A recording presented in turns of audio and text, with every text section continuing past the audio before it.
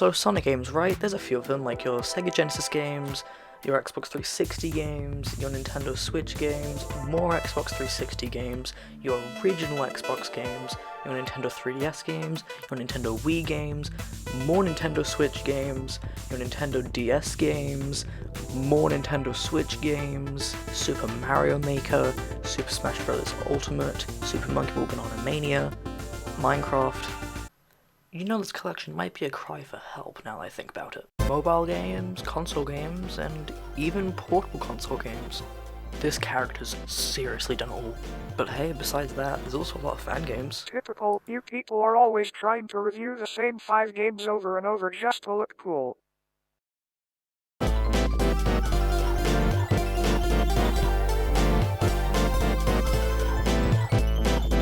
So the first game we're playing is literally just called Sonic. I am not even joking. Just for me to be able to play this game without suffering the entire way through, I had to change Sonic's speed just because he was that slow. So unsurprisingly, this game has no story. The gameplay is basically the exact same throughout the entire game. You just walk forward, eventually get a Chaos Emerald, but at one point you do get to fly Tails' plane. So basically when you get to the end of the game, you have to sit there for 30 seconds, this is compressed down to 10 seconds, just looking at dialogue, non-stop, and then finally, he says, "Anyways, I shall defeat you now." And that's it, that's Sonic, that's the end of the game. So personally, I'd give the game like a 10 out of 10, I guess. In all seriousness though, this is not the best game ever. If you're gonna want to play a good Sonic game, then go play something like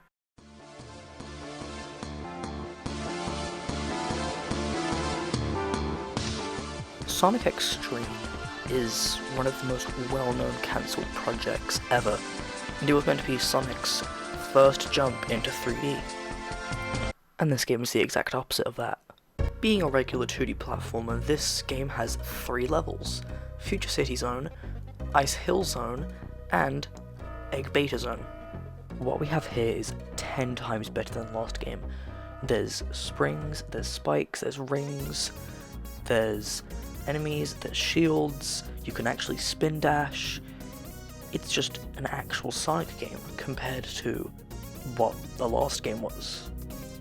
Yes, there are definitely bugs, like in Ice Hill Zone I couldn't get into this loop for some reason for the longest, but though the game isn't that much, it would be what would shape the future of Sonic fan games on the Scratch platform. Unlike the first game though, this game doesn't actually really have an end, it's just made to be a fun little pick up and play game, not really to sit there and watch dialogue for 30 seconds in boredom.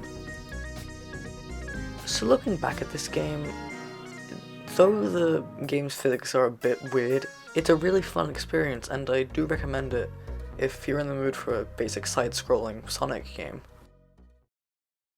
Alright, imagine this, a Sonic engine that has many possibilities. It has so many possibilities that people still mod this engine to this day. It has so many possibilities that you could maybe even call them endless possibilities. Let me introduce you to Genesis Sonic Engine for Scratch.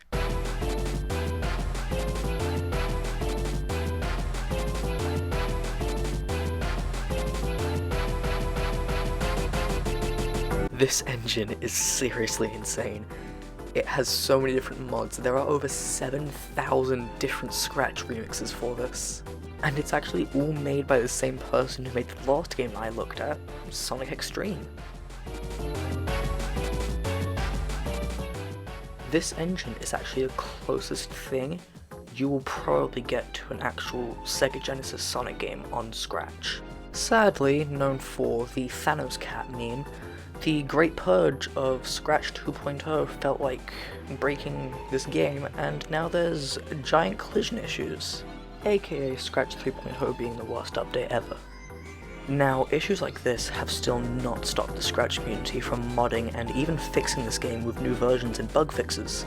The one I'm showing on the screen right now is called Neo Genesis Sonic Engine.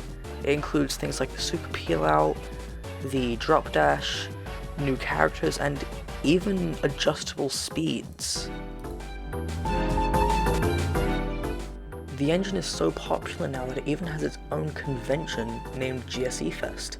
Every year, creators come together to make games based off GSE. Even better, there's now examples of creators coming together to create full remakes of Sonic games on Scratch with this engine. Like, for example... Oh god, I have to mention this, don't I?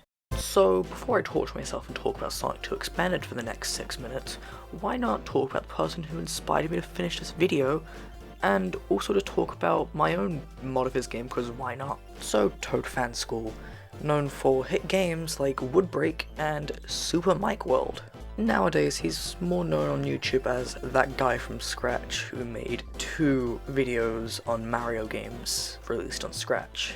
But back in July of 2018, he actually released his own Sonic-esque kind of game. Neon Dash 3D is a game made by Toad Fan School that is heavily inspired by the old Sonic 2 special stages. He even said it to me himself 4 years ago.